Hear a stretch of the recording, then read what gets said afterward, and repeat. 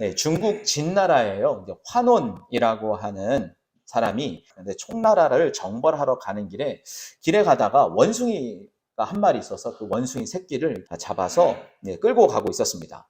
그런데 갑자기 자기 뒤를 자꾸 돌아보니까 어미 원숭이가 계속해서 따라오는 거예요. 그래서 말을 더 거세게 달려봤습니다. 그랬더니 어미가 계속 따라오는데 한 100리를 가는데도 포기하지 않고 따라오더라는 거예요. 그래서 이 환원이라는 장군은 어쩔 수 없이 아유, 새끼를 놓아줘야겠다. 100리를 따라오는 어미에게 내가 못할 짓이다 하고 새끼를 놓아주었습니다. 그러자 그 새끼가 어미에게 이제 막 달려가가지고 어미 품에 안기자 한 잠깐의 시간이 지난 이후에 그 어미가 그 자리에서 죽고 말더라는 거예요. 그래서 이게 무슨 일인가. 그래서 어떻게 하나 고민하다가 어미의 원숭이의 배를 이렇게 갈라 보았대요. 장사를 치러주려고. 그랬더니 어떻게 됐냐. 새끼를 잃은 슬픔이 얼마나 컸고 얼마나 간절했는지 이 창자가 토막토막 다 끊어져 있었다는 거예요. 그래서 이 끈을 딴 창자, 장, 단장의 슬픔이라는 이 말이 이 상황에서 생겨났다고 합니다. 오늘 함께 읽었던 이 본문에 애통하는 자는 복이 있나니 그들이 위로를 받을 것이며, 애통이라고 하는 것, 그 간절한 마음이 바로 예수님께서 말씀하신 그 애통, 단장의 슬픔과 같은 간절함을 말하고 있다는 것을 우리는 이해해야 합니다. 우리나라 말에도 같은 유사한 말이 있어요. 애간장이 끓는다, 애간장이 탄다, 이런 말이 있죠. 창자가 끊어지고 간이 타들어가는 듯한 이 고통, 아픔, 마음의 심경의 이야기를 바로 이제 애간장이 타들어간다, 애탄다, 이런 말로 표현하는 거죠. 저와 여러분 안에 어떤 이 애통, 이 간장이 또 창자가 끊어지는 듯한 이 고통과 극심한 일, 이것이 있는 사람은 위로를 받는다라고 하는데, 그러면 우리는 고통 속에 있어야 하는가? 고난 속에 있어야 하는가? 매일매일 이 창자가 끊어지는 듯한 그것을 참아내는 고통, 또 이 단장의 슬픔이라는 말을 만들어낸 이 원숭이처럼 무언가의 간절한 마음으로 살아야 하는가? 이게 고난의 삶이 연속된다면 얼마나 힘들겠는가 하는 생각을 좀 해봤거든요. 이 새 시대를 열어가야 하는 이 팔복의 이야기는 결코 우리에게 그런 아픔만을 이야기하고 있지는 않을 거다라는 생각을 해보게 됩니다. 물론 여러 가지 개인마다 상황마다 하나님 앞에 부르짖어야 하는 상황이긴 하지만, 오늘 이 예수님과 함께 살아가야 할, 하나님의 나라에 함께 살아가야 할 이 백성들을 초대하시면서 애통하는 자에게는 하나님의 위로가 있을 것이다 라고 하는 말이 새로운 시대를 살아가야 하는 새 마음의 자세, 그것이 마치 애통하는 자의 마음과 같은 심경으로 살아가야 한다라고 말씀하고 있지 않았을까. 그래서 이 성경에 나오는 여러 가지 이 애통, 마치 통고 이러하는 이 이야기를 통해서 저와 여러분이 어떻게 애통하는 자로 함께 살아갈까 한번 생각해 보시고 또 느껴보시고, 그로 인해서 우리에게 주시는 하나님의 위로는 무엇인지 한번 확인해 봄으로써 은혜의 시간을 나누어 보기를 바랍니다. 하루하루 이렇게 지내다 보면요, 눈물이 나올 수밖에 없는 이런 경우가 있습니다. 뭐 믿으시든 안 믿으시든 저는 이렇게 눈물이 좀 많은 편이에요. 남자가. 왜냐, 가끔 드라마를 보다가 울기도 하고 또 영화를 보다가 울기도 합니다. 왜 그런지 모르겠어요. 그냥 감정이입이 좀 잘 되나 봐요. 그리고 성도들의 이야기, 삶을 나누다가도 울컥 하고, 자녀를 잃으신 분들, 또 아내나 남편을 잃으신 분들의 그 슬픔에 이상하게 좀 공감이 좀 많이 되면서 눈물을 자주 흘리는 그런 접니다. 그런데 하루하루 지내다 보면 여러분의 삶에도 그렇게 다른 사람의 이야기 때문에 공감하면서 흘리는 눈물도 있지만, 실제 자기 자신의 상황 때문에 차마 눈물은 나오지 않을지라도 눈물 흘릴 것 같은 어떤 극심한 아픔과 또 간절함이 저와 여러분 안에 있지 않습니까? 때로는 감정이 이렇게 격해지면서 감정이 이렇게 훅 올라오면서 눈물을 흘릴 수밖에 없는 그런 일들을 만나게 됩니다. 이런 상황에 대해서 솔로몬 왕은 뭐라고 이야기했냐면, 일생에 평생 수고하면서 그 수고의 결과가 슬픔뿐이라면 그 마음에는 밤에도 쉬지 못한다. 그래서 인생이 헛되다. 이런 이야기도 해주었을 만큼 어느덧 불현듯 찾아오는 그 슬픔이 사람들을 매우 어렵게 하고 또 마음이 힘들게 만들어 버리죠. 어느 날 느닷없이 찾아오는 위기는 우리를 하나님 앞에서 통곡하게 하고 애통하게 합니다. 저도 여러분도 그런 경우가 많이 있었을 거예요. 어느 날 편안하게 살다가 가정에 큰 위기가 닥쳐오게 되기도 하고 또 생각하지 않았던 큰 질병이 눈앞에 내 현실에 나타나서 두렵기도 하고 편안할 것만 같았던 내 자녀의 가정이나 내 자손의 삶에 무슨 문제가 생기면 하나님 앞에 통곡하며 기도할 수밖에 없는 부모의 마음으로 우리를 나아가게 하기도 합니다. 느닷없이 찾아오는 그 고통스러운 상황 앞에, 고난 앞에 우리는 아무것도 할 수 없는 연약한 존재로 하나님 앞에 나아가게 됩니다. 특별히 성경에는 이 느닷없이 찾아오는 생명의 위기, 저도 여러분도 관계가 깨지거나 뭐 돈을 잃어버리거나 이런 것보다도 더 우리의 마음에 충격으로 다가오는 건 목숨과 관련된 삶이 더 지속이 되느냐 그렇지 못하냐 하는 그런 일이 닥치면 더 위기감이 찾아오죠.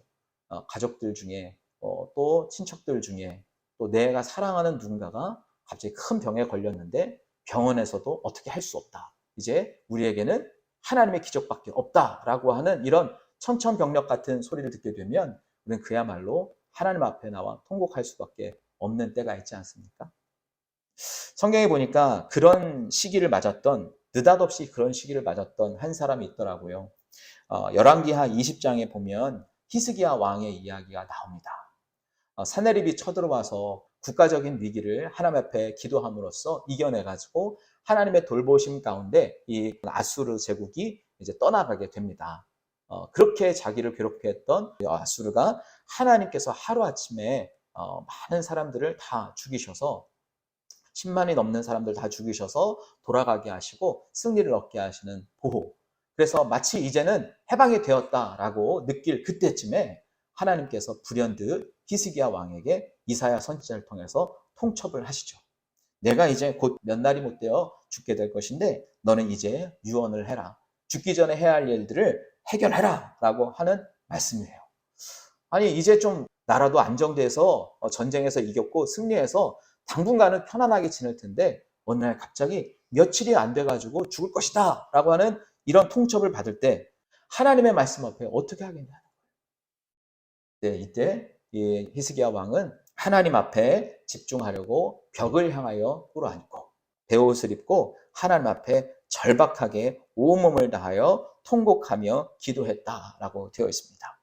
그런데요, 그렇게 기도하자 이 이야기를 통첩을 했던 이사야가 돌아가다가 다시 되돌아옵니다. 불과 한 며칠이 안 돼요. 그러니까 원래 예고된 시간보다 빠른 시간에 이사야 선지자가 다시 히스기야 왕에게 돌아와서 이야기해 주는 거예요. 하나님께서 당신의 기도를 들으시고 당신을 불쌍히 여겨주셔서 당신의 생명을 15년 더 연기시켜 주겠습니다.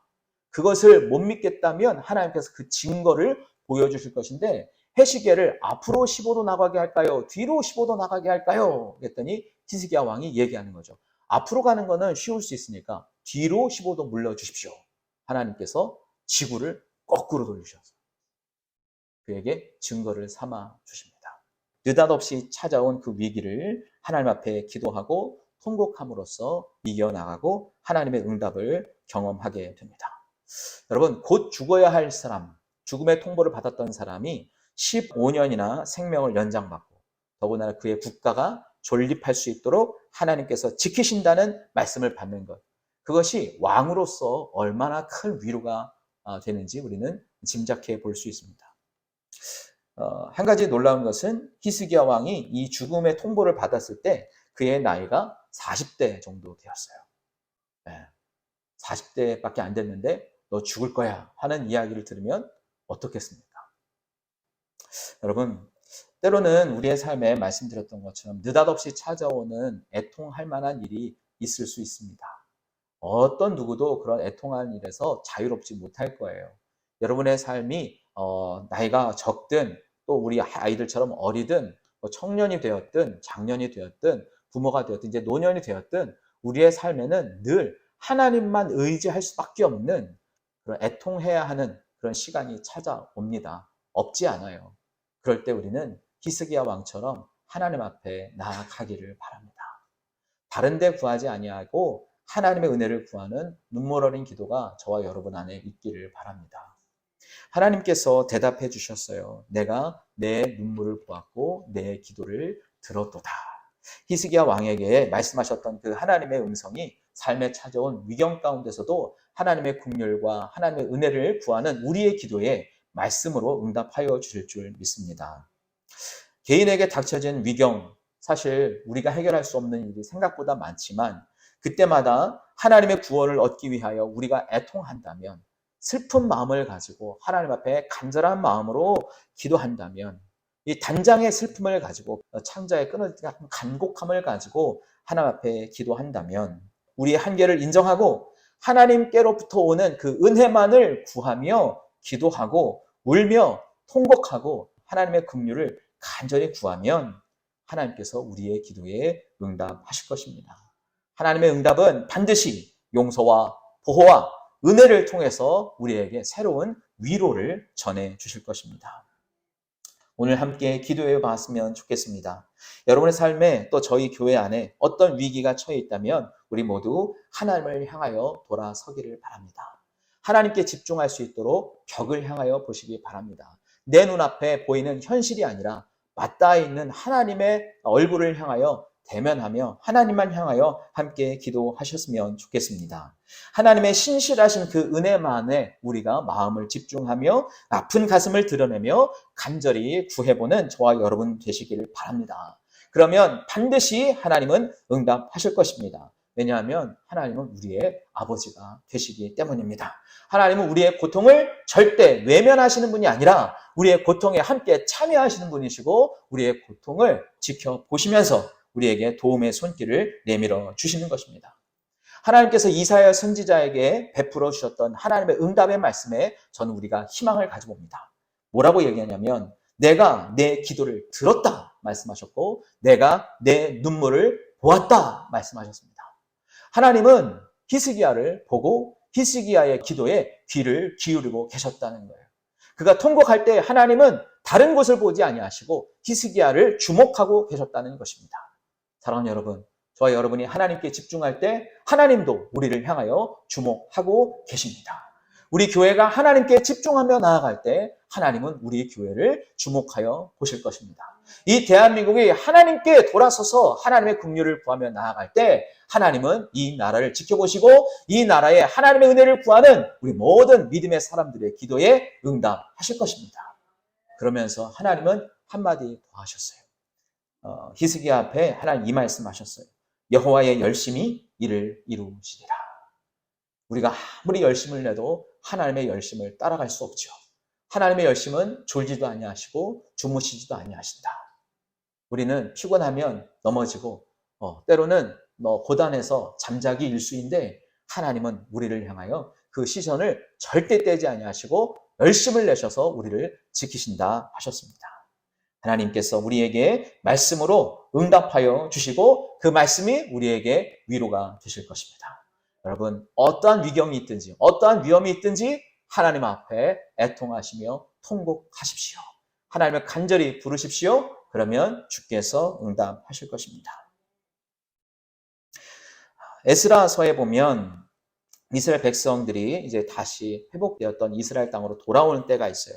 이스라엘이 주전 587년에 바벨론에 의해서 멸망을 당합니다. 그러면서 많은 사람들이 포로로 사로잡혀 가죠. 우리가 잘 아는 4명의 젊은 사람들이 있어요. 다니엘과 그 세 친구들이 있죠. 그 시기가 이제 바로 예루살렘이 바벨론에서 멸망당한 그때입니다. 그리고 나서 약 50년 뒤에 이 바벨론 제국이 페르시아 제국, 성경에는 이제 바사라고 되어 있는데 이 페르시아 제국에 의해서 멸망당합니다. 제국의 힘이 바뀌어요. 그러면서 이 페르시아 제국은 고레스라고 하는 왕이 이제 페르시아의 주권을 잡으면서 바벨론을 멸망시키죠. 제국을 다스리는 여러 이 나라의 통치 방법이 있는데 아수르 같은 경우에는 이제 혼혈 정책을 썼어요. 아수르가 사마리아 땅을 점령했는데 그때 이방 민족들의 사람을 사마리아 땅에 데려다 놓고 거주하게 하고 사마리아 사람을 다른 나라에 옮겨가서 서로 혼혈 민족을 만들었어요. 그래서 민족적인 정서와 이런 것들을 이제 흐트러 버린 거죠. 이 바벨론 같은 경우에는 포로로 잡아가서 자기네 나라의 법제와 정치와 사상, 교육을 시켰어요. 그래서 될 만한 인물들, 특별히 다니엘과 같이 유능한 청장년들을 데려다서 바벨론식 교육을 받게 했고 이름도 바꾸었어요. 사실 우리나라 같은 경우에는 일제 강점기 때 일본의 정책은 바벨론과 유사합니다. 사람들의 이름을 바꿨죠. 다니엘의 이름은 벨드사살로 바뀌거든요. 그리고 우리가 기억하고 있는 사드락, 메삭, 아벳느고는 원래 본명이 다른 이름이에요. 바뀌어진 이름이에요. 바벨론식 이름으로 바뀌어졌어요. 그리고 바벨론 교육을 받게 된 거죠. 그래서 철저하게 바벨론 제국의 사람을 만들었어요. 바사 제국, 페르시아 제국이 오면서는 또 다른 면에 있어서의 통치 방책을 써갔는데 그것은 뭐냐면 각 나라, 각 지역의 족속에 있는 자국민의 그 민족성을 인정해 주는 거예요. 특별히 종교성에 있어서는 더 관대해집니다. 바벨론은 모든 백성들이 다 자기들의 신, 자기들의 왕만 숭배해야 했죠. 그래서 다니엘과 세 친구들은 느부갓네살 왕의 왕신상에 절하지 않았잖아요. 한 신을 섬기겠지만 그들은 절하지 않았다는 거예요. 반대로 바사 제국은 고레스 왕 자기만을 섬기라 하지 않았어요. 그 나라나 그 백성들이 자기 신을 믿도록 했습니다. 존중해 주었어요. 왜냐? 이거는 이제 다신론적인 의미인데 한 신을 섬김으로 주도권을 잡겠다고 하는 것이 아니라 각각의 신들을 인정해 줌으로써 그 모든 신의 축복을 받겠다고 하는 사상이었던 거예요.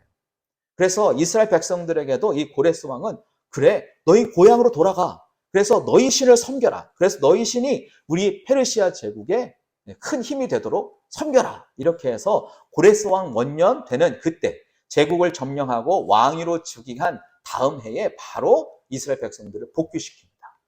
그래서 이 빼앗겼던 바벨론에 잡혀갔던 이스라엘 백성들이 고터인 예루살렘에 돌아와 성전을 회복하기 시작하는 게 바로 그때의 일인 거예요. 그렇게 돼서 바벨론에 의해서 포로로 잡혀갔던 사람들이 다시 고향 땅으로 돌아와 성전을 회복하고 예루살렘을 다시 회복하게 되는 그 시간이 대략 한 20여 년 정도 바벨론 제국이 생겨난 다음에 진행이 되는 거죠. 그리고 나서 잘 살아서 성전을 회복하고 사는데 에스라라고 하는 이 성경 선생이 고레스 왕에 의해서 다시 파송을 받습니다. 보니까 이제 그 사람들이 하나님을 섬긴다고 하는데 50년 동안 다른 나라에 가 있었어요. 바벨론 제국의 교육을 받았어요.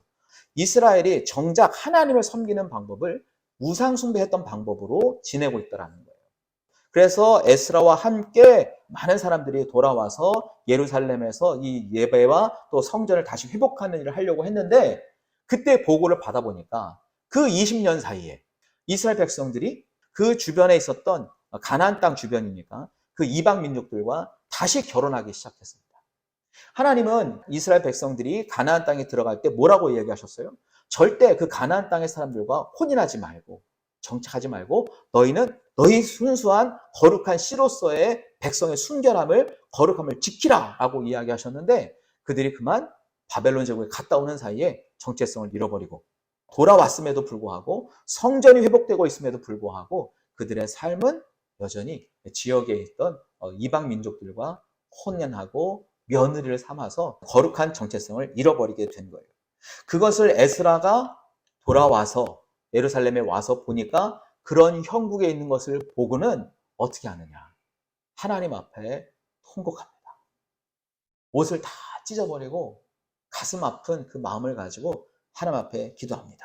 에스라 9장 10장에 이렇게 표현되어 있어요. 10장 1절에 보면 에스라가 하나님의 전 앞에 엎드려 울며 기도하며 죄를 자복할 때 이미 이제 9장에서 그런 사건을 알고 기도하기 시작할 때 많은 백성이 심히 통곡하며 이스라엘 중에서 백성의 남녀와 어린아이의 큰 무리가 그 앞에 모인지라.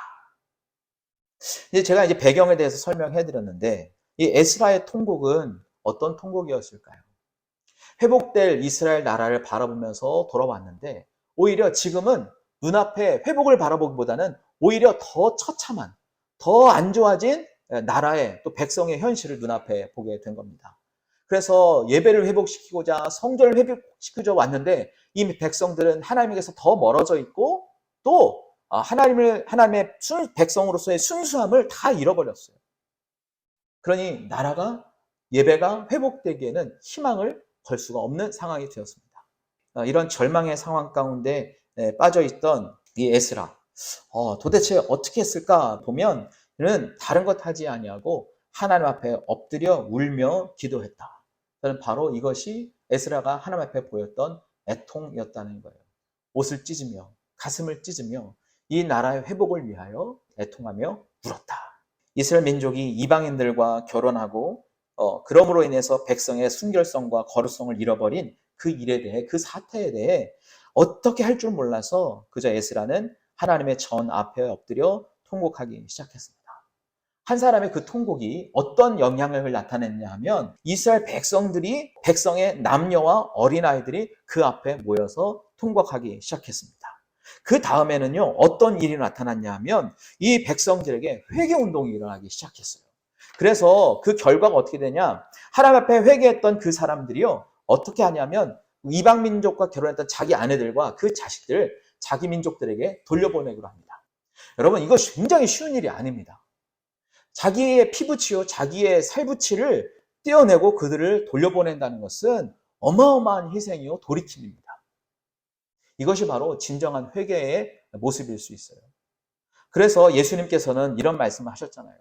아비와 어미와 전쟁하고 싸우지 아니하면 나와 함께 할 수 없다. 내가 이 땅에 불을 던지러 왔다. 그래서 부모와 자식들 간에 싸움이 일어날 것이다. 이런 이야기를 하셨잖아요.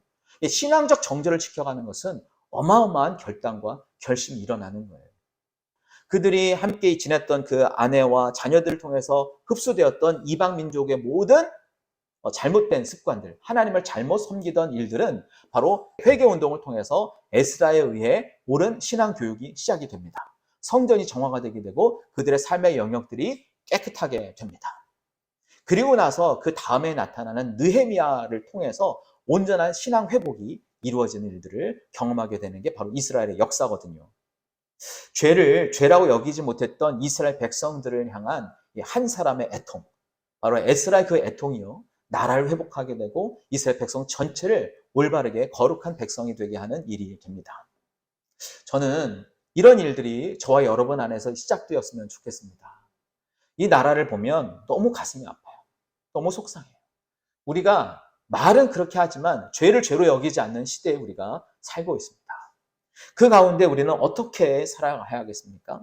이스라엘 백성들이 죄에 대해서 무감각한 시대를 살아갔던 그들 가운데 누군가 이 죄의 위험함, 그 죄의 위중함을 아는 사람이 있어야 하는데 이 시대에 그런 사람이 어디 있습니까? 저는 하나님이 그런 사람을 찾을 때 정합교회에 있는 저와 여러분 되기를 바랍니다. 이 죄의 위험함을 알고 어떤 인간의 방식으로 죄의 문제와 결과를 해결할 수 없을 때 하나님 앞에 애통하는 마음으로 가슴을 찢고 통곡하는 그런 하나님의 사람이 저와 여러분이 되었으면 좋겠습니다. 우리는 할 수 없어요. 우리가 할 수 있는 게 아니에요. 그저 하나님 앞에 도와달라고, 살려달라고. 마치 에스라가 자기의 방법으로 자기가 생각해왔던 삶을 바꿀시키는 그런 방식이 아니라 하나님 앞에 눈물 흘리며 통곡함으로써 그 민족이 변화되었던 그 일들을 우리의 삶에 함께 적용해 봄으로써 그저 다시 한번 우리의 앞에 일어날 회개운동이 저와 여러분의 눈물 어린 기도로부터 시작되기를 바랄 뿐입니다. 죄에 대한 인식, 그것이 있어야 우리가 하나님 앞에 나아갈 수 있지 않겠습니까? 에스라처럼 개인의 죄, 우리의 가정의 죄, 그리고 공동체의 죄, 이 나라의 죄를 가슴 아파하며 우리가 하나님 앞에 통곡하기 시작할 때 하나님은 저를 통해서, 여러분을 통해서 우리를 거룩하게 하시고 우리의 가정을 거룩하게 하시고 우리 공동체를 거룩하게 하시고 이 나라를 거룩한 나라로 세워 가실 것입니다. 그 거룩하게 하는 애통이 저와 여러분에게서 시작되기를 바랍니다. 대단한 것 하지 않아도 돼요. 그저 하나님 앞에 울며 통곡하며 우리를 신원하면 하나님께서 우리의 기도에 응답하실 것입니다. 누군가에게 이 운동이 전가될 거예요. 확산될 거예요. 그 희망을 가지고 하나님 앞에 애통하시기를 바랍니다. 그러면 이스라엘 백성이 회복되었던 것처럼 이 에스라가 이스라엘 백성들이 회복되고 회개하는 일들을 통해서 위로가 받았던 것처럼 우리의 애통에 이 나라가 변하고 가정이 변하고 공동체가 변하는 일을 통해서 저와 여러분을 하나님께서 위로하실 것입니다. 저는 계속해서 이 팔복의 이야기를 나누고 있는데요. 지난주에는 제가 심령이 가난한 상태에 대해서 말씀을 드렸어요. 그것은 내 욕심을 다 비워내고 하나님의 것으로 가득 채워지기를 기대하는 빈 공간, 그래서 가난한 상태를 만드는 것이라 말씀드렸어요. 애통은요, 죽은 자를 위한 애통에 가까워요. 슬픔을 당하는데 어떤 슬픔이냐 하면 내 가족 중에 누군가가 죽었을 때에 장례를 치르면서 오게 되는 그런 슬픔이 바로 애통인 거예요.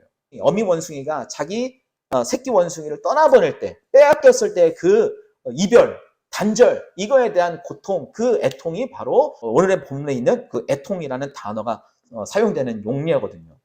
그러니까 사랑하는 사람이 내 곁에서 죽어서 더 이상 그 사람과 교제할 수 없는, 그 사람을 만날 수 없는, 느낄 수 없는, 함께할 수 없는 그 슬픔이 바로 애통이거든요.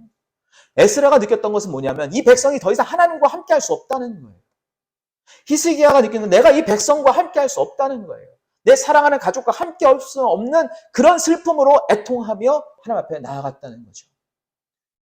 여러분, 그래서 어느 날 갑자기 내게 찾아오는 그 아픔, 그 고통, 거기에 우리 애통한다는 것은 단절을 예상하고 있기 때문에 애통이 되는 거예요.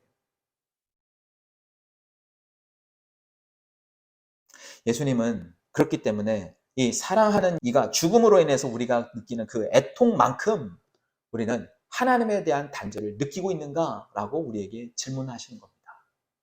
내 가정에 내 자녀와 이별하고 아내와 이별하고 부모와 이별하는 아픔을 느끼는 것처럼 여러분이 하나님과 멀어지고 하나님과 단절되고 하나님과 떨어져 가고 있다는 그 사실에 대해 가슴 아파해 본 적이 있으십니까? 그것이 슬펐던 적이 있으십니까? 그게 정말 내 인생에 너무나 큰 아픔으로 다가온 적이 있으십니까? 있으시다면 그게 우리에게 은혜였겠죠. 그런데요, 우리는 그 정도의 아픔을 느낍니까?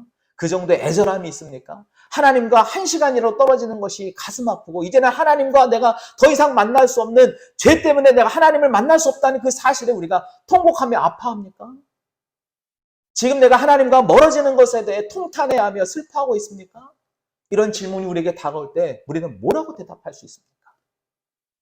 예수님은 그래서 얘기하는 거예요. 이 애통은 우리의 영적인 상태가 하나님과 연결될 수 없는 상태에 이르러 있음을 발견하는 사람이 얻게 되는 애통이다라고 예수님은 말씀하시는 거예요.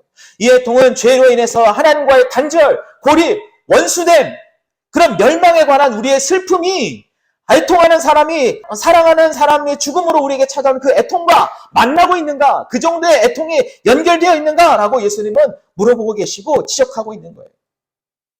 스스로의 죄 앞에 우리는 자유롭다고 말할 수 있습니다. 우리는 이 정도면 괜찮지, 이 정도면 하나님하고 멀어지지 않지라고 생각하는 묘한 교만이 우리 안에 있습니다. 도덕적으로 내가 이만큼 깨끗하게 살면 다른 사람에 비해서 이 정도 온전하게 살면 괜찮겠지라고 하는 자기 만족, 자기 의로움이 우리 안에 새겨져 있습니다. 그런 자기 의로움이 있는 이상 우리는 애통할 수가 없어요. 우리는 통곡할 수가 없어요. 왜냐하면 아직은 괜찮거든요. 아직은 내가 살아있다고 생각하거든요. 아직은 하나님과 교통하고 있다고 생각하거든요. 내가 원하는 것을 얻기 위해서, 내가 바라는 것을 얻기 위해서 그냥 하나님과 적정한 거리에서 유지만 하고 있다면 우리는 괜찮다고 생각하는 이 안일한 마음이 우리 안에 교만으로 자리 잡게 되면 우리는 하나님과 단절을 생각하지 않아요. 하나님은 끊어져 있다고 생각하지 않단 말이죠. 그런데요, 하나님과 단절되어 있는 자신을 발견하면 우리는 내 뜻을 버리게 됩니다. 하나님의 뜻을 찾게 됩니다. 오히려 하나님의 뜻을 찾아가려는 거룩한 몸부림과 애통이 우리 안에 일어나게 됩니다. 여기에서요, 우리는요, 더 기가 막힌 애통이 있어요. 제가 느끼는 건 하나님의 애통이었다는 거예요. 하나님의 애통.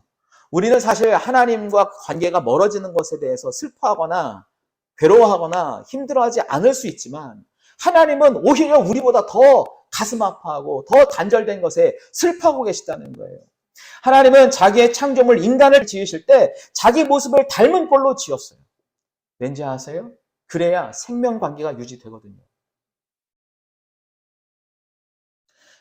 인간을 지으시고 너무 마음에 들어 하셨던 하나님이 인간이 점점 자신과 멀어져가는, 죄로 인해서 멀어지는 모습을 보시고 하나님은 우리보다 더 애통하고 계시다는 거예요.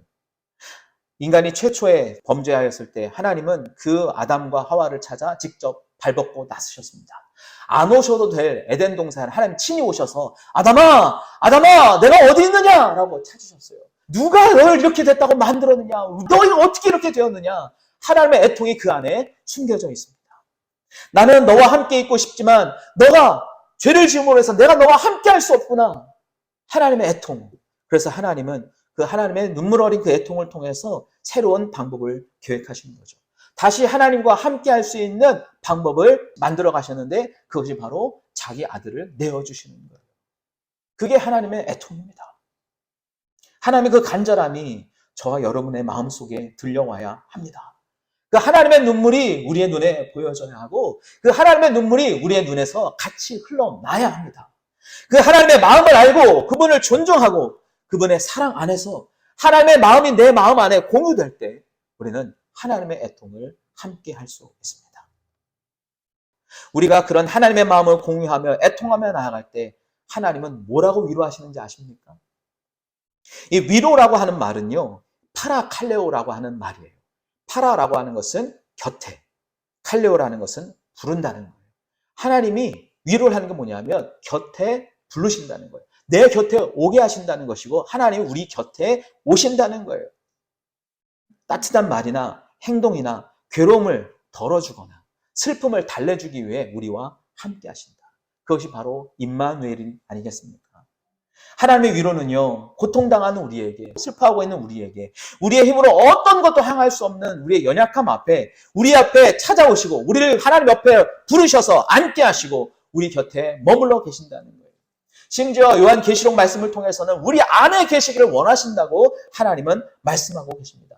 그것이 하나님의 위로예요. 하나님의 마음으로 애통하는 자, 가슴 아파하는 자, 하나님과 함께 할 수 없음에 슬퍼하는 자에게 하나님은 위로를 하시는데 그것은 무엇입니까? 우리와 함께 하시겠다. 그게 위로인 거예요. 여러분, 여러분의 모습을 보시면서 애통하고 계십니까? 우리 공동체의 모습을 보시면서 애통하고 있습니까? 나와 점점 멀어져가는 하나님과의 관계가 여러분 우리의 애통거리가 되고 있습니까? 하나님의 위로를 구한다면 우리는 무엇을 해야 합니까? 바로 애통해야 합니다.